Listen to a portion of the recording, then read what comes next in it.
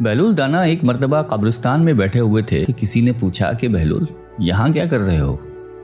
کہنے لگے کہ ایسے لوگوں کے پاس ہوں کہ ان کی صحبت مجھے تکلیف نہیں دیتی اور اگر ان سے دور رہوں تو یہ میری غیبت نہیں کرتے۔ پوچھنے والے نے دوبارہ کہا کہ مہنگائی بہت بڑھ گئی ہے، اس میں کمی کی دعا کریں۔ کہنے لگے کہ اللہ کی قسم مجھے تو کوئی پرواہ نہیں، چاہے گندم کے ایک دانے کی قیمت 1 دینار ہی کیوں نہ ہو جائے، اس لیے کہ اللہ پاک کا ہم پر حق ہے کہ ہم اس کے حکم کے مطابق اس کی عبادت کریں، اور اللہ پر ہمارا یہ حق ہے کہ وہ اپنے وعدے کے مطابق ہمیں رزق دے۔ جب رزق کی ذمہ داری اللہ پاک نے لی ہے تو مجھے فکر کرنے کی کوئی ضرورت نہیں ہے۔ کہتے ہیں ایک بار شیخ جنید بغدادی رحمۃ اللہ علیہ سفر کے ارادے سے بغداد روانہ ہوئے۔ حضرت شیخ کے کچھ مرید بھی ساتھ تھے۔ شیخ نے مریدوں سے پوچھا کہ تم لوگوں کو بہلول کا حال معلوم ہے؟ لوگوں نے کہا کہ حضرت وہ تو ایک دیوانہ ہے، آپ اس سے مل کے کیا کریں گے؟ شیخ نے جواب دیا کہ ذرا بہلول کو تلاش کیجئے، ہمیں ان سے کام ہے۔ مریدوں نے شیخ کے حکم کی تکمیل کی۔ تھوڑی جستجو کے بعد ایک صحرا میں حضرت بہلول کو ڈھونڈ نکالا اور شیخ کو اپنے ساتھ لے کر وہاں پہنچے۔ شیخ جنید بغدادی جب بہلول کے سامنے گئے تو دیکھا کہ حضرت بہلول سر کے نیچے اینٹ رکھ کر لیٹے ہوئے ہیں۔ شیخ نے سلام کیا تو بہلول نے جواب دے کر پوچھا کہ تم کون ہو؟ شیخ نے جواب دیا کہ میں جنید بغدادی ہوں۔ تو اے ابو قاسم، تم ہی وہ شیخ بغدادی ہو جو لوگوں کو بزرگوں کی باتیں سکھاتا ہے؟ جی ہاں، کوشش ضرور کرتا ہوں، شیخ نے جواب دیا۔ بہلول نے پوچھا کہ اچھا تو تم اپنے کھانے کا طریقہ تو جانتے ہوگے؟ جنید بغدادی نے کہا کہ کیوں نہیں، بسم اللہ پڑھتا ہوں اور اپنے سامنے کی چیز کھاتا ہوں، چھوٹا نوالا بناتا ہوں، آہستہ آہستہ چباتا ہوں، دوسرے کے نوالے پر نظر نہیں ڈالتا اور کھانا کھاتے وقت اللہ کی یاد سے غافل نہیں ہوتا۔ پھر دوبارہ کہا کہ جو لقمہ بھی کھاتا ہوں الحمدللہ کہتا ہوں، کھانا شروع کرنے سے پہلے ہاتھ دھوتا ہوں اور فارغ ہوتے ہی ہاتھ دھوتا ہوں۔ یہ سن کر بہلول اٹھ کر کھڑے ہوئے اور اپنا دامن شیخ کی طرف جھڑک دیا۔ پھر ان سے کہا کہ تم تو انسانوں کے پیر و مرشد بننا چاہتے ہو اور یہ حال ہے کہ اب تک کھانے پینے کا طریقہ بھی نہیں جانتے۔ یہ کہہ کر بہلول نے اپنا راستہ لے لیا۔ شیخ کے مریدوں نے کہا کہ یا حضرت، یہ شخص تو دیوانہ ہے۔ ہاں دیوانہ تو ہے، مگر اپنے کام کے لیے ہوشیاروں کے بھی کان کاٹتا ہے، اس سے سچی بات سننا چاہیے، آؤ اس کے پیچھے چلے۔ بہلول ایک ویرانے تک پہنچ کر ایک جگہ بیٹھ گیا۔ شیخ بغدادی اس کے پاس پہنچے تو انہوں نے شیخ سے پھر وہی سوال کیا کہ کون ہو؟ آپ نے کہا کہ میں ہوں شیخ بغدادی جو کھانا کھانے کا طریقہ نہیں جانتا۔ بہلول نے کہا کہ خیر، تم کھانا کھانے کے آداب سے تو ناواقف ہو، لیکن گفتگو کا طریقہ تو جانتے ہی ہوگے۔ شیخ نے جواب دیا کہ جی ہاں، جانتا تو ہوں، ہر ایک بات ایک اندازے کے مطابق کرتا ہوں، بے موقع اور بے حساب نہیں بولتا، سننے والوں کی سمجھ کا اندازہ کر کے خلق خدا کو اللہ اور رسول کے احکام کے بارے میں بتاتا ہوں۔ یہ خیال رکھتا ہوں کہ اتنی باتیں نہ کہوں کہ لوگ مجھ سے بیزار ہو جائیں، باطنی اور ظاہری علوم کے نقطے نظر میں رکھتا ہوں۔ اس کے ساتھ گفتگو کے آداب سے متعلق کچھ اور باتیں بھی بیان کی تو بہلول نے کہا کہ کھانا کھانے کے آداب تو ایک طرف، تمہیں تو بات کرنے کا بھی ڈھنگ نہیں آتا۔ پھر شیخ سے منہ پھیر کر ایک طرف چل دیے۔ مریدوں سے خاموش نہ رہا گیا اور انہوں نے کہا کہ یا حضرت، یہ شخص تو دیوانہ ہے، آپ دیوانے سے بھلا کیا توقع رکھتے ہیں؟ حضرت جنید بغدادی نے کہا کہ مجھے تو اس سے ابھی اور کام ہے، تم لوگ نہیں سمجھ سکتے۔ اس کے بعد شیخ نے پھر بہلول کا پیچھا کیا۔ بہلول نے رک کر پیچھے مڑ کر دیکھا اور کہا کہ تمہیں کھانا کھانے اور بات کرنے کے آداب نہیں معلوم، سونے کا طریقہ تو تمہیں معلوم ہی ہوگا۔ شیخ نے کہا کہ جی ہاں معلوم ہے، جب میں عشاء کی نماز اور درود و وظائف سے فارغ ہو جاتا ہوں تو سونے کے کمرے میں چلا جاتا ہوں۔ یہ کہہ کر شیخ نے سونے کے وہ آداب بیان کیے جو انہیں بزرگان دین کی تعلیم سے حاصل ہوئے تھے۔ بہلول نے کہا کہ معلوم یہ ہوتا ہے کہ تم کو سونے کے آداب بھی نہیں آتے۔ یہ کہہ کر بہلول نے جانا چاہا تو حضرت جنید بغدادی نے ان کا دامن پکڑ لیا اور کہا کہ اے حضرت، میں نہیں جانتا، اللہ کے واسطے تم مجھے سکھا دو۔ کچھ دیر بعد بہلول نے کہا کہ میاں، یہ جتنی باتیں تم نے کہیں سب بعد کی چیزیں ہیں، اصل بات مجھ سے سنو۔ کھانے کا اصل طریقہ یہ ہے کہ سب سے پہلے حلال کی روزی ہونی چاہیے۔ اگر غذا میں حرام چیز ہے تو جو آداب تم نے بیان کیے ہیں ان کے برتنے سے کوئی فائدہ نہیں ہوگا اور دل روشن ہونے کی بجائے اور تاریک ہوتا چلا جائے گا۔ شیخ جنید نے بے ساختہ کہا کہ جزاک اللہ۔ پھر بہلول نے بتایا کہ گفتگو کرتے وقت بھی سب سے پہلے دل کا پاک اور نیت کا صاف ہونا ضروری ہے، اور اس کا بھی خیال رہے کہ جو بات کہی جائے اللہ کی رضامندی کے لیے ہو۔ اگر کوئی دنیاوی لگاؤ کی فضول قسم کی بات ہو تو خواہ تم کتنے ہی اچھے الفاظ میں کہو، تمہارے لیے وبال بن جائے گی۔ اس لیے ایسے کلام سے خاموشی بہتر ہے۔ اسی طرح سونے کے متعلق جو تم نے مجھ سے کہا وہ بھی اصل مقصود نہیں ہے۔ اصل بات یہ ہے کہ جب تم سونے لگو تو تمہارا دل بغض، کینے اور حسد سے خالی ہو، تمہارے دل میں دنیا اور مال دنیا کی محبت نہ ہو، اور نیند آنے تک اللہ کے ذکر میں مشغول رہو۔ حضرت بہلول دانا کی بات ختم ہوتی ہی حضرت جنید بغدادی نے ان کے ہاتھوں کو بوسہ دیا اور ان کے لیے دعا کی۔ حضرت جنید بغدادی کے مرید یہ منظر دیکھ کر حیران رہ گئے۔ انہیں اپنی غلطی کا احساس ہوا، اور یہ بات ان کے سمجھ میں آ گئی کہ ہر شخص کو چاہیے کہ وہ جو بات نہ جانتا ہو اسے سیکھنے میں ذرا بھی نہ شرمائے۔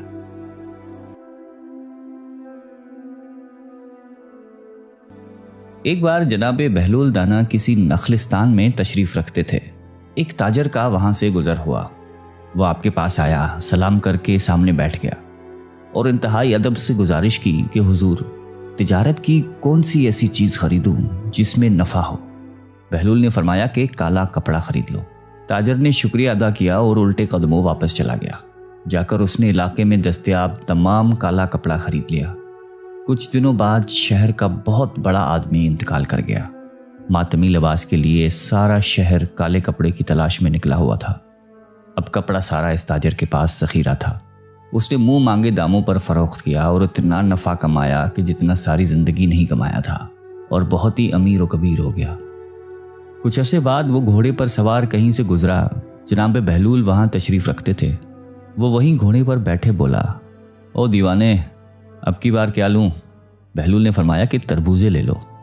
وہ بھاگا گیا اور ساری دولت سے پورے ملک کے جتنے تربوزے تھے وہ خرید کے ذخیرہ کر لیے۔ ایک ہی ہفتے میں سب خراب ہو گئے اور وہ کوڑی کوڑی کو محتاج ہو گیا۔ اسی خستہ حالی میں گھومتے پھرتے پھر ان کی ملاقات بہلول سے ہوئی تو انہوں نے کہا کہ یہ آپ نے میرے ساتھ کیا کیا ہے؟ جناب بہلول نے فرمایا کہ میں نے نہیں، تیرے لہجوں اور الفاظوں نے سب کیا ہے۔ جب تو نے ادب سے پوچھا تو مالا مال ہو گیا، جب گستاخی سے پوچھا تو کنگال ہو گیا۔ اس کو کہتے ہیں با ادب با نصیب، بے ادب بے نصیب۔ خلیفہ ہارون رشید نے ایک دفعہ اپنے محل میں شراب نوشی کی محفل سجا رکھی تھی۔ وزراء اور امیر بیٹھے تھے کہ بہلول بھی وہاں آ پہنچا۔ اس نے بادشاہ کی حرکتوں کو خاموش نگاہوں سے دیکھا تو ہارون رشید کو اس کی نصیحتیں یاد آ گئیں۔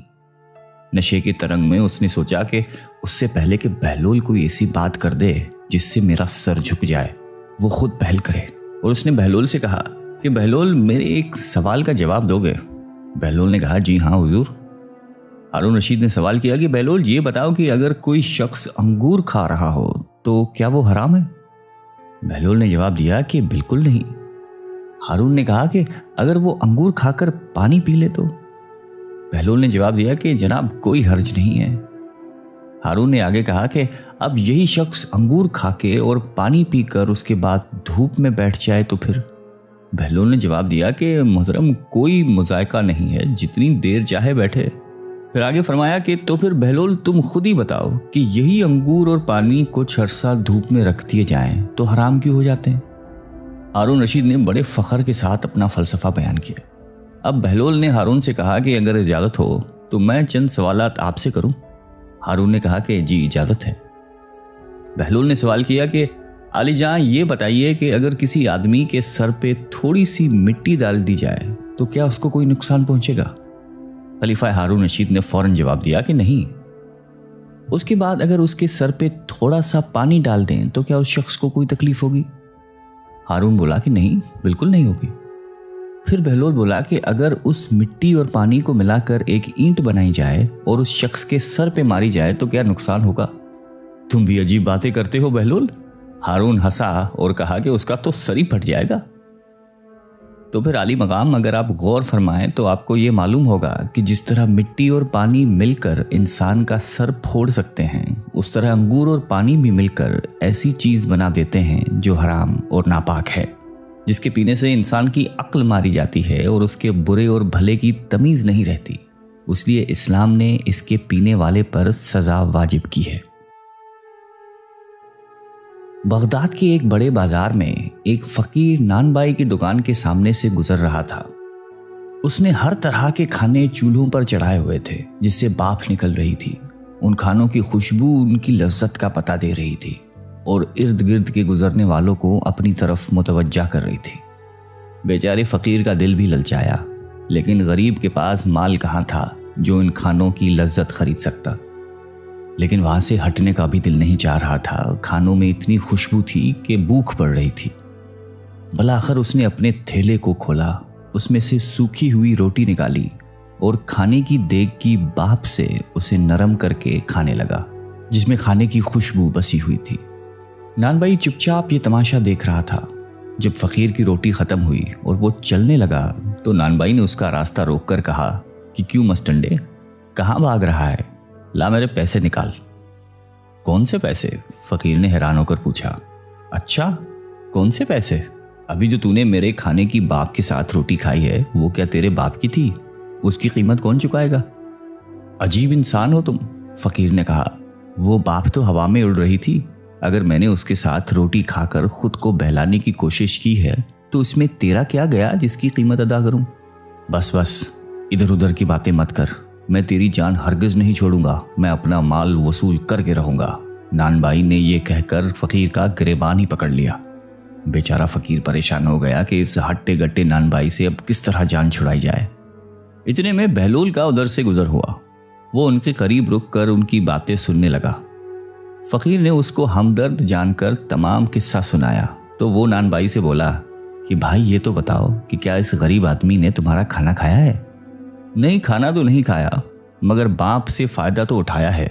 میں نے اس کی قیمت مانگی ہے، لیکن اس کے سمجھ میں یہ بات ہی نہیں آ رہی، نان بھائی نے کہا۔ بالکل درست کہہ رہے ہو تم، بالکل صحیح۔ بہلول نے سر ہلایا اور اپنی جیب سے مٹھی بھر کر سکے نکالے اور وہ ایک ایک کر کے ان سکوں کو زمین پہ گراتا جاتا اور کہتا کہ نان بھائی یہ لے، پیسوں کی آواز پکڑ، یہ لے اپنے کھانے کی باپ کی قیمت، ان سکوں کی کھنک میں وصول کر لے، لے یہ سکون کی آواز تیرے کھانے کی خوشبو کی قیمت ہے۔ ارد گرد کھڑے لوگ ہنس ہنس کر پاگل ہو گئے تھے۔ نان بھائی اپنے خفت مٹا کر بولا کہ یہ پیسے دینے کا کون سا طریقہ ہے؟ بہلول نے جواب دیا کہ اگر تو اپنے کھانے کی بھاپ اور خوشبو بیچے گا تو اس کی قیمت تجھے سکوں کی آواز کی صورت میں ہی ادا کی جا سکتی ہے۔ بہلول دانا ہمیشہ کی طرح ایک دن ہارون رشید کو نصیحت کرنے کے لیے شاہی محل میں آئے۔ اگرچہ انہیں معلوم تھا کہ اس مغرور عباسی خلیفے کے کانوں پر جوں تک نہیں رینگتی، لیکن عادت سی ہو گئی تھی کہ وہ کبھی کبھار محل میں آ کر اشاروں سے خلیفے کو سمجھائیں کہ وہ غلطی پر ہے۔ ہارون بھی بہلول کی باتیں سننے کا عادی ہو چکا تھا۔ اگرچہ وہ چبھتی ہوئی باتیں کرتے تھے اور خلیفے کے ساتھ گستاخانہ رویہ اختیار کرتے تھے، اس کے باوجود بھی ہارون بہلول کی باتوں کو سنجیدہ نہیں لیتا تھا۔ لیکن اب کی دفعہ بہلول نے بھاری محفل میں ایسی حرکت کی جس سے خلیفہ بہت ناراض ہوا یوں کہ بہلول دربار میں داخل ہوا تو دیکھا لوگوں کی ایک بڑی تعداد ہارون کے ارد گرد بیٹھی ہوئی ہے۔ جس طرف بہلول نے نظر دوڑائی کہیں بیٹھنے کی جگہ ہی نظر نہیں آئی۔ ساتھ ہی اس نے یہ بھی احساس کیا کہ کوئی شخص انہیں دیکھ کر خوش نہیں ہوا۔ وہ تھوڑی دیر تک کھڑے ہو کر لوگوں کو تکتے رہے، اس کے بعد مجمع کو چیرتے ہوئے سیدھے تخت کی طرف بڑھے اور ہارون کے ساتھ تخت پہ بیٹھ گئے۔ دربار میں بیٹھے ہوئے خوشامدی لوگ چیخنے چلانے لگے کہ یہ کیسی حرکت ہے، یقیناً بہلول دیوانہ ہو گیا ہے، ابھی تک کسی نے خلیفے کی اس طرح سے بے احترامی نہیں کی تھی۔ ہارون لوگوں کی باتیں سن کر بہلول کی طرف غصے سے دیکھنے لگا، لیکن بہلول ٹس سے مس نہیں ہوا۔ ان کے لبوں پر ایک ملائم مسکراہٹ تھی۔ غصے سے ہارون کی زبان بند تھی۔ وہ احساس کر رہا تھا کہ بہلول نے اس حرکت کے ذریعے دوسروں کے سامنے اس کی توہین کی ہے۔ سب لوگ حیران ہو کر خلیفے اور بہلول کی طرف دیکھ رہے تھے۔ ہارون گہری سوچ میں پڑ گیا، لیکن اسے سمجھ نہیں آ رہا تھا کہ کس طرح بہلول سے اپنی جان چھڑائے۔ اچانک اس کے ذہن میں ایک ترکیب آئی۔ وہ ایک مصنوعی مسکراہٹ کے ساتھ بہلول کی طرف دیکھ کر بولا کہ اب جب تم تکلیف کر کے ہم سے ملنے آئے ہو تو تم سے ایک سوال کرنا چاہتے ہیں۔ اگر تم اس کا جواب دو گے تو ہم تمہیں 1000 دینار انعام میں دیں گے، لیکن اگر تم اس کا جواب نہیں دے سکے تو ہم حکم دیں گے کہ تمہاری مونچھیں اور داڑھی منڈوا کر تمہیں ایک گدھے پر سوار کر کے گلی کوچوں اور بازاروں میں پھرایا جائے۔ بہلول سمجھ گئے تھے کہ خلیفہ انتقام پر اتر آیا ہے، اس لیے اس کی توہین کرتے ہوئے بولے، مجھے تیرے دیناروں کی تو ضرورت نہیں ہے، البتہ ایک شرط کے ساتھ تیری پہیلی بوجھنے کے لیے تیار ہوں۔ ہارون نے پوچھا کہ کیسی شرط؟ بہلول نے کہا کہ اس شرط پہ کہ تم مکھیوں کو حکم کرو کہ وہ مجھے نہ ستائے۔ ہارون سر جھکا کر سوچنے لگا، اس کے بعد دوسری طرف دیکھا۔ ایسا لگ رہا تھا کہ وہ توقع کر رہا تھا کہ مجمع سے کوئی شخص بہلول کو جواب دے دے، لیکن سب دنگ رہ گئے۔ مجبوراً ہارون کہنے لگے کہ یہ ناممکن ہے، اس لیے کہ مکھیاں تو میرا حکم نہیں مانتی۔ بہلول حقارت سے ہارون کو دیکھتے ہوئے بولا کہ تم کیسے بادشاہ ہو جو ان ناچیز مکھیوں کے سامنے عاجز ہو؟ اس بات پہ تمام درباری کہہ لگا کر ہنسنے لگے۔